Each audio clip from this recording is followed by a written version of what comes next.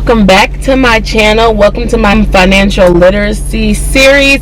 Today I want to talk about how I live below my means as a single millennial woman.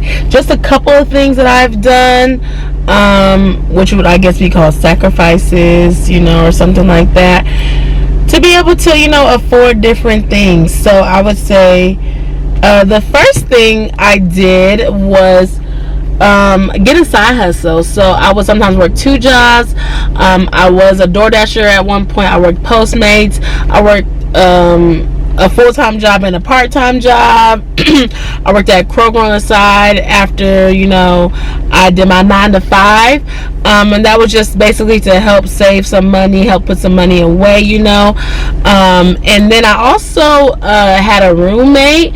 I know that's like a thing now, and I can have stories about that, but if you really want to save some money because it's inflation and we're in a recession, I would say also getting a roommate can help. Also, you can live with your parents. If you have a good relationship with them, or if they only charge you rent, you can just stay with them and save that money. Don't spend that money, but you can save that money as well. I'm sorry, I'm looking at my notes.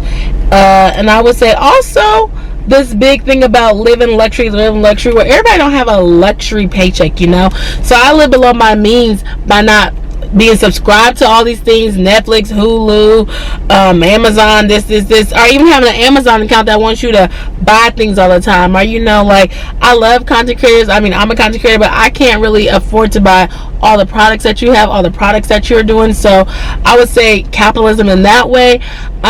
Just don't buy stuff that they're telling you to buy all the time. I know it sucks because it's they kind of get paid this way and paid that way, but living below your means is to help you out, so you gotta do what's best for you. And I would say that's the biggest one, not getting consumed into buying everything that you see online. Okay. And another way I live below my means is, I would say, this is so sad now, I don't shop. I don't shop. I barely shop. I barely shop. And another way that I live below my means is by not having no car note, because my car is paid off. That is another thing. When you don't have a car note, you ain't gotta think about it. Of course you have insurance, but not having a car note, that is a luxury to me. Okay, not having to pay for this, pay for that, doing this, doing that, that is literally a luxury for me. Okay. And I'm not trying to have the latest, I would say, designer clothing, not over here trying to have all this clothing and purses and trying to have the latest hairstyle, or even going out to the club every weekend. That is a lot. Just trying to find different ways to be creative. You can have a paint and sip at your house. You can watch YouTube for free. Watch me, subscribe, period. This is a show, okay, period. And I would just say also budgeting does help you live below your means, because you know how much you can spend, how much you can't spend. And when it comes to my nails and hair, I do like to get that stuff done. But also if I need to take nails, is getting expensive right now, so if I need to take my nails off, put a press on, baby, that's what I'm gonna do. I'm even thinking about doing press ons right now. And since we are going into this, they're talking about recession, but it's inflation and stuff like that. It's crazy. Meal prepping really helps me. So you're not over here spending money for every single meal.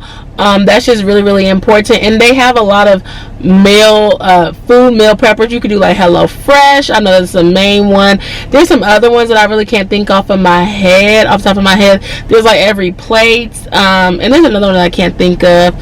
But yeah, so you could do that way it can help you not spend as much money, but also just making more money, but also saving more money, and making sure what you when you make extra money, you save it and you put it away, And so the biggest bill is always going to be your rent. So if you could cut that down, you can house hack if you want. You can rent out a room at your house if you want to, Like I said, sharing living spaces, or even if you don't have a car, and you live in a place where it has public transportation, take that public transportation, because that's less money than a car. You ain't gotta worry about parking, you ain't gotta worry about paying for parking and stuff like that. So yeah, them are a couple things that I would say would be good to live below your means, and some ways that I live below my means. If you want, you can comment below and tell me how you live below your means. And I got this video from Kyra, and she did how I live below my means at 31 years old. So this is how I live below my means at a woman never turns her age, late 20 somethings. But alright, it's Kyra. So y'all can go check her out, Kyra Ann. I'll put that in the description below. She talked about living below her means, and I was like, oh, this is really good because, you know, I'm doing this financial literacy month series, so I thought that this would be a good video to, you know, talk about how you can live below your means and how I do it, because, I mean, I'm not saying that it's easy, okay?